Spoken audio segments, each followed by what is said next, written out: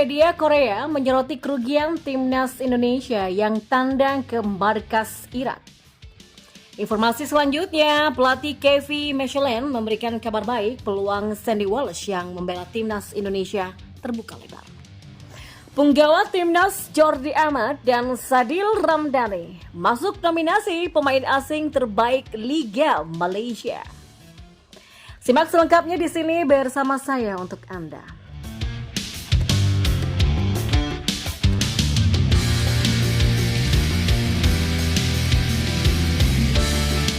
Di informasi yang pertama, media Korea menyoroti kiprah Shin Tae-yong bersama timnas Indonesia yang akan bertandang ke Irak dalam kualifikasi Piala Dunia 2026. Timnas Indonesia tergabung di grup F kualifikasi Piala Dunia 2026. Babak kedua zona Asia, skuad Garuda akan melawan Irak, Vietnam, serta Filipina. Pertandingan pertama tim Merah Putih akan tandang ke Irak dan tim berjuluk Singa Mesopotamia ini sudah menunjuk Basrah International Stadium untuk menjadi venue-nya. Media Korea lantas menyoroti bahwa timnas Indonesia akan mengalami kerugian. Hal itu karena Shin Tae-yong belum punya pengalaman tandang ke Irak. Kurangnya pengalaman ekspedisi mungkin akan merugikan Indonesia. Perjalanan ke Irak adalah sesuatu yang belum pernah dialami oleh pelatih Shin Tae-yong yang sudah berkali-kali keliling dunia sepak bola Asia dengan memimpin timnas serta klub di beberapa kelompok usia. Kata laporan Best 11 yang disadur pada Selasa 31 Oktober. Lebih lanjut, laga tandang melawan Irak akan lebih sulit ketimbang Filipina sebab jika melawan di Askal maka skuad Garuda sudah terbiasa. Filipina juga punya suhu yang mirip dengan Indonesia, namun di Irak adaptasi akan menjadi tantangan.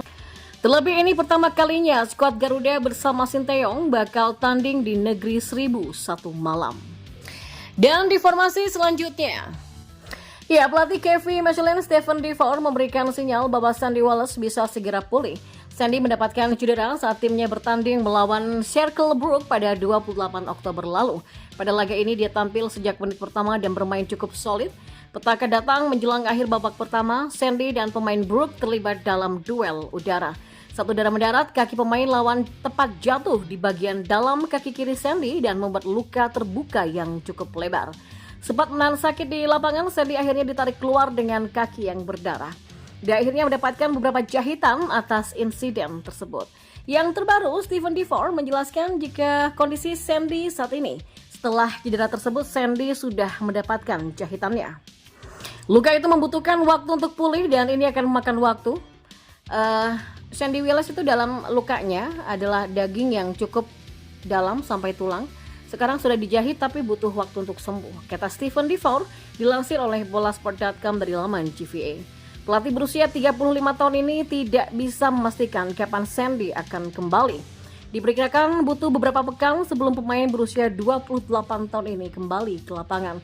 Dia menilai bahwa Sandy harus bisa menahan sakit dalam masa pemulihan ini.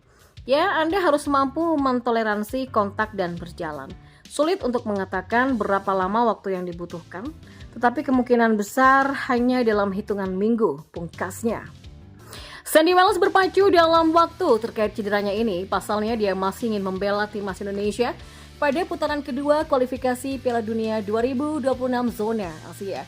Skuad Garuda akan menjalani duel melawan Irak pada babak penyisihan grup F pada tanggal 16 November nanti. Hadirnya Sandy tentu menjadi sosok penting bagi skuad Garuda.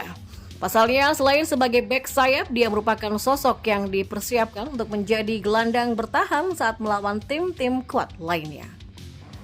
Dua penggawa timnas Indonesia, Jordi Amat dan Sadil Ramdhani, masuk nominasi pemain asing terbaik Liga Malaysia 2023. Malaysian Football League atau MFL akan menggelar malam puncak anugerah bola sepak kebangsaan atau ABK 2023 pada Desember akhir tahun mendatang.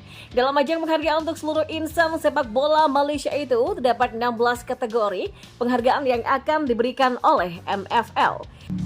Menariknya, Jordi Amat dan Sadil Ramdhani yang saat ini berkarir di Liga Malaysia masuk dalam nominasi tersebut. Kedua pemain timnas Indonesia ini akan bersaing merebutkan gelar pemain asing terbaik Liga Malaysia 2023 pada anugerah bola sepak kebanggaan tahun 2023 yang akan digelar pada Desember mendatang. Kedua pemain asing Liga Malaysia yang berasal dari Indonesia itu akan bersaing dengan beberapa pemain asing lainnya. Misalnya saja nama-nama seperti Abu Kambara dari Kuching City FC, Aaron Delphile dari Selangor FC, Bergelsen da Silva dari Johor Darul Ta'zim, Fernando Forestieri dari Johor Darul Ta'zim, Ivan Mahmud dari Terengganu FA, Kipah Sherman dari Sri Pahang FC, Luciano Guachuakea dari Perak FC, dan Manuel Ot dari Kedah Darul Aman FC.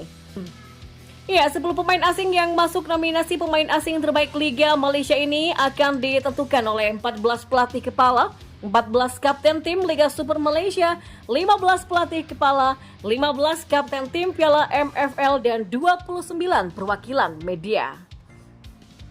Sebanyak 398 dari 782 pemain sudah diseleksi berdasarkan penampilannya bersama klub masing-masing sebelum kemudian dibawa ke panitia seleksi ABK 23 untuk menyaring 10 pemain terbaik dalam setiap kategorinya.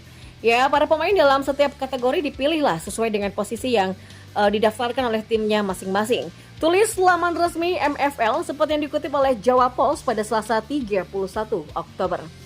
STY, sapaan akrab Sinteyong, ditunjuk sebagai pelatih timnas Indonesia sejak 1 Januari 2020. Ahli strategi 53 tahun itu dikontrak oleh PSSI menjadi nahkoda skuad Garuda selama 4 tahun atau sampai 31 Desember 2023. Namun PSSI berencana memperpanjang kontrak Sinteyong minimal hingga Juni 2024 nanti. Keputusan itu diambil karena Sinteyong masih dibutuhkan untuk memimpin timnas Indonesia di kualifikasi Piala Dunia 2026 zona Asia dan Piala Asia 2023 pada Oktober 2023 sampai Juni 2024. Terlebih, Sinteyong memberikan dampak yang positif terhadap perkembangan timnas Indonesia. Buktinya Sinteyong sukses meloloskan 3 timnas Indonesia ke kancah Asia, yakni Timnas Indonesia Senior ke Piala Asia 2023, Timnas Indonesia U20 ke Piala Asia U20 2023, dan Timnas Indonesia U23 ke Piala Asia U23 2024. Ya, meski belum pernah mempersembahkan trofi juara untuk Timnas Indonesia level manapun, namun kualitas kepemimpinan Sinteyong sudah diakui